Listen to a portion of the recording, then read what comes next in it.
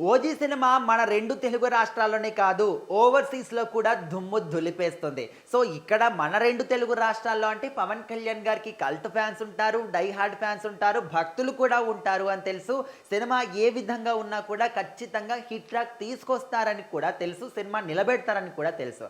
కానీ ఓవర్‌సీస్‌లో కూడా చాలా కాలం తర్వాత ఒక సినిమాకి ఇంత హైప్ రావడం ఇదే మొదటిసారి అంటూ కూడా ఫ్యాన్స్ ఆనందానికి అవధులు లేవు అని చెప్పుకోవచ్చు.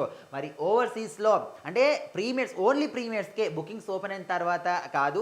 ప్రీమియర్స్‌కి సినిమా రిలీజ్ అయిన తర్వాత ఇంకా వేల లెక్క ఉంటుందన్నమాట.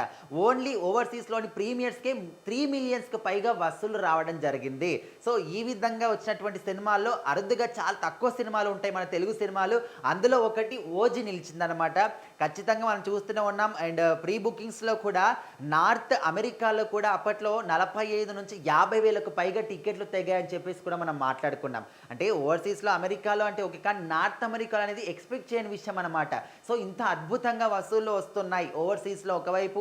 అండ్ ఇది ఓన్లీ ప్రీమియర్స్‌కి మాత్రమే. ప్రీమియర్స్ అయిపోయి ఈరోజు రిలీజ్ మార్నింగ్ షో నుంచి ఇంకా అద్భుతమైనటువంటి వసూళ్లు కూడా వచ్చాయని చెప్పేసి చెప్తున్నారు. ఓన్లీ ఒక్క షోకి అంటే ఫ్యాన్స్ ఉంటారు ఓకే.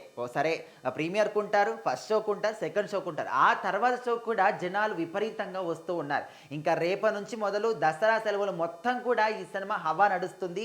ఇంకా ఎవరు కూడా ఆపలేరు మా సినిమాని అంటూ ఫ్యాన్స్ మాత్రం గట్టిగానే చెప్తున్నారు. ఇంకా ఈ సినిమాలో కంటెంట్ కూడా అదే విధంగా ఉంది.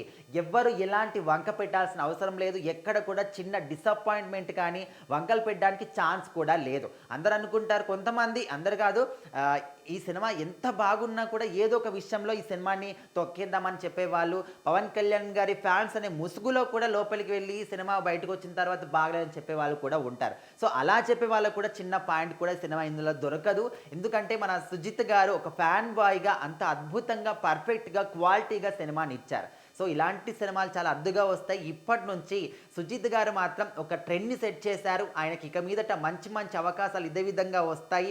రాజమౌళి గారి రేంజ్ కూడా ఎదుగుతారు అని చెప్పేసి మాత్రం చాలామంది కూడా నమ్ముతున్నారు.